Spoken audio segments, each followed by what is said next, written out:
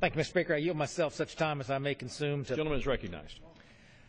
I'm one of those members the gentlelady from New York referenced, one of those members who voted in favor of an appropriations bill that funds the government for this year. In fact, I've voted for the House-passed budget, the Republican Study Committee budget, in each and every year that I've been in this institution. And what is unique about those votes, Mr. Speaker, is they absolutely understand that we're going to have to spend money that we don't have. But they take steps to make the problem better instead of worse. I want to take issue with what my friend from New York said about a raising of the debt ceiling with absolutely no strings attached as being the responsible thing to do. Absolutely not. It's the worst case scenario. Now, I'm going to have colleagues on the floor today, Mr. Speaker, who are petrified of what happens if we don't do this today.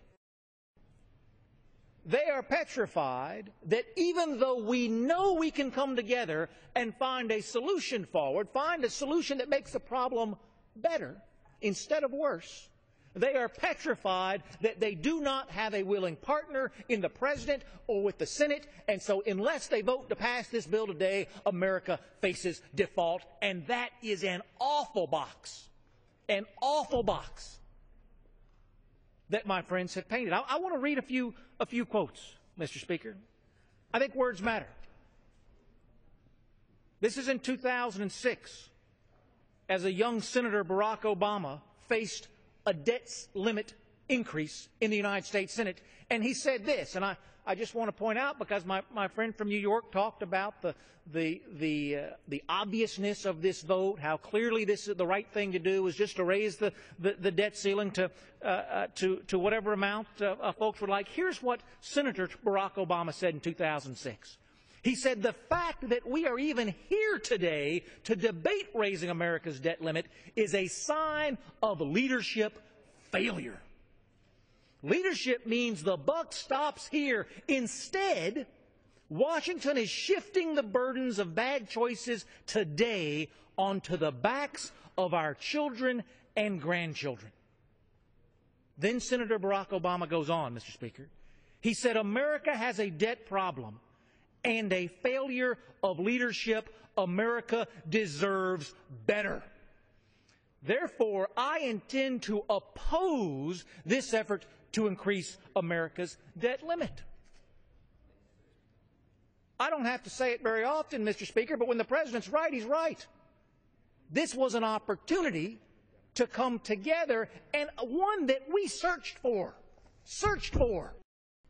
There is not a man or woman in this town who wants to find a path forward more than our Speaker John Boehner does. There's no one who has sweated to find that opportunity more than our Speaker has.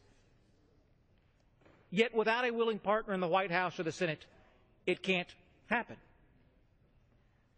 Same year, Mr. Speaker, 2006, then Senator Joe Biden says this: "The President's budget plans will bring our debt to $11.8 trillion at the end of the next 5 years.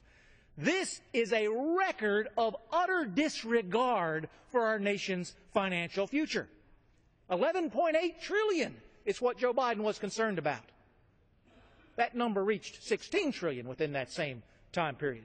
He goes on, "It is a record of indifference to the price our children and grandchildren will pay to redeem our debt when it comes due. History will not judge this record kindly. My vote against the debt limit increase cannot change the fact that we have incurred this debt already and will no doubt incur more." It is a statement that I refuse to be associated with the policies that brought us to this point. Mr. Speaker, 2010, then Chairman of Joint Chiefs of Staff Admiral Mike Mullen, said this: "Our national debt is our biggest national security threat. Not terrorism, not Al-Qaeda, not a rogue nation, but our debt." Mr. Speaker, it's hard. It's hard to deal with our debt. If it was easy, we wouldn't have the debt to begin with. It's hard, but I have seen us come together to fix it before. $2 trillion worth of difference we came together to make 3 years ago. And yet today we find ourselves unable to find that path. Mr. Speaker, with the indulgence of my friend from New York, I very much appreciate it. I'd like to yield 2 minutes to the gentleman from Texas.